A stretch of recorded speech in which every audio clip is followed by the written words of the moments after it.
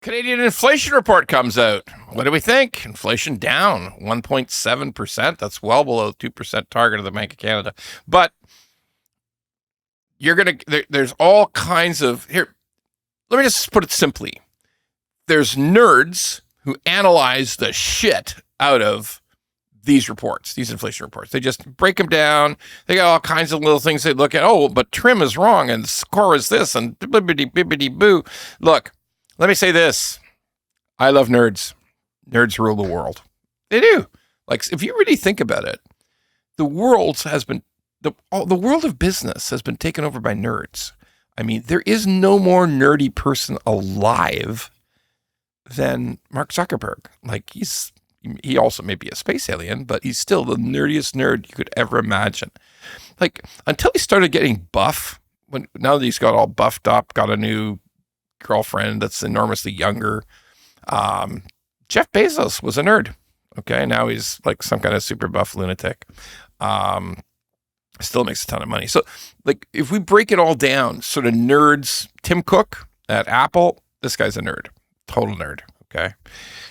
The truth is, Steve Jobs was a visionary. He was a bit nerdy, but he was really a visionary. But Tim Cook's a nerd.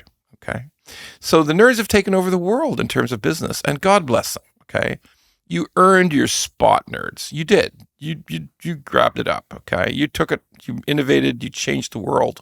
You deserve it. So here's to the nerds. I'm happy, but I cannot nerd out over these inflation reports every month. I just can't do it. I can't like delve into the tiniest detail and try to, and this area is very concerning. Let me tell you the only thing that is concerning to me about the Canadian inflation report. Food inflation is up. So let me say this in the most emphatic way. Food inflation harms the most vulnerable people. The most vulnerable people on fixed incomes, people who are in the lower half of income in this country, the lower quartile of income. It hurts them the most. Everybody has to eat, and there's a ton of people on fixed income.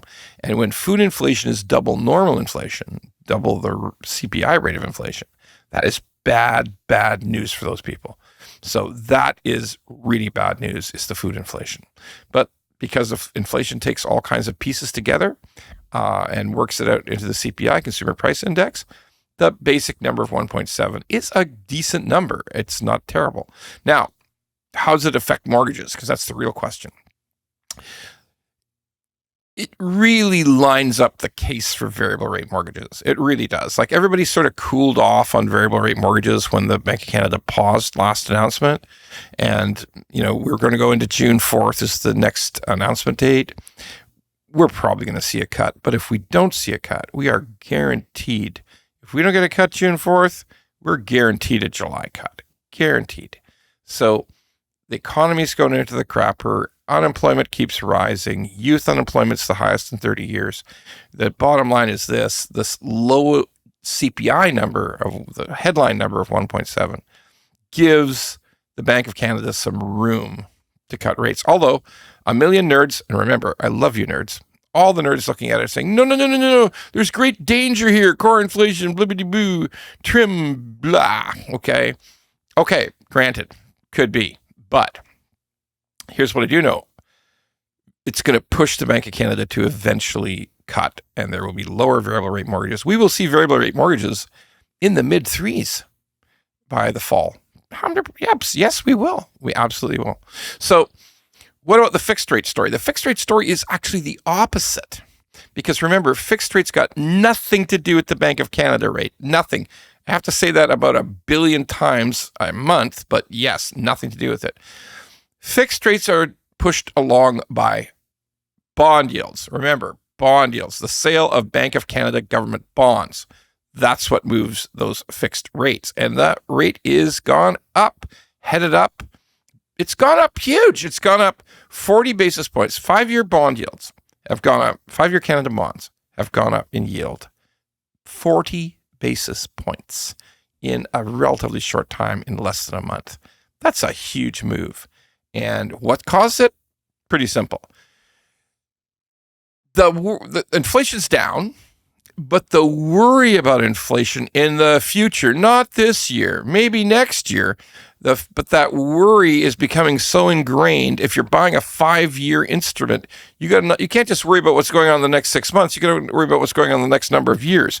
You also don't want to be wrong. Okay, you don't want to be wrong and be on the wrong side of history. And finally, pushing up Canada 5-year bonds yields is U.S. Treasury 10-year yields, which have gone up and up and up. The U.S. Treasury rise is pretty much a function of, again, the fear of future inflation and the concern about mind-boggling levels of debt in the United States, an unmanageable, breathtaking level of government debt in the U.S., which does not seem to be in any way, shape, or form. Well, we'll see. Trump promises a lot, Doge, tariffs, whatever, going to do great things, but we're going to find out. Like, it's definitely one of those where you're going to find out. So we will see soon almost every single rate every single rate on all products will be back up in the 4% range. We had a big 4-week burst of a lot of below 4%, 389, 379, 399, 383, you name it. We had lots of rates below 4. We're soon going to see almost every single rate in the 5-year fixed, probably even the 3-year fixed as well, will be above 4%. There'll all be some version of a 4 in front of them. So is this going to push variable, push it up in market share? You bet. Once the next cut happens, particularly if there's 2 cuts back to back, variable's going to come back. It's going to be strong. We're going to see a ton of variable being sold in the mortgage market. Do I recommend it? I recommended you try to grab a 379, 389, 384 rate. That's what I recommended, but those are gone now. So, Ron, wait a minute. Will it ever go back down again? Will we see fixed rates come back down? Sure you could. Animal spirits, strange events, quick decisions by traders. Oh, look at that. Let's go. Yes, it could happen again, but I have to tell you, in the scheme of things, we don't know when that's going to happen in the next 6 or 8 or 9 months. So if you're up for renewal now, maybe again, I'm back to my advice about taking variable, because that rate will inevitably go down. Then you can lock in for free at a later date. So that's the plan right now, but definitely looks like variable is becoming the way to go.